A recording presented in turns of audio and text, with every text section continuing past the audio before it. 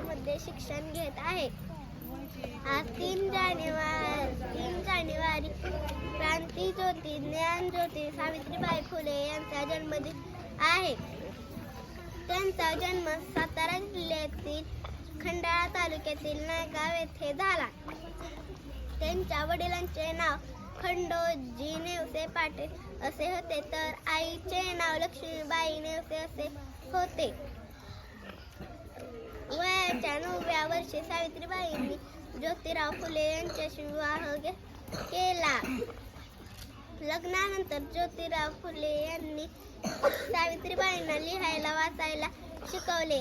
1 मार्च 1848 रोजी त्यांनी पुण्यातील भिडेगाव येथे मुलींची पहिली शाळा काढली. त्या काळी शाळेत मुलींना शिकवायला जात असताना त्यांच्या अंगावर शेण, चिखल, दगड, गोटे यांचा मार सहन करावा लागला, तरी त्या डगमगल्या नाहीत. त्यांनी आपले कार्य चालूच ठेवले. सती प्रथा त्यांनी बंद केल्या. 10 मार्च 1897 रोजी त्यांनी जगाचा निरोप घेतलाय.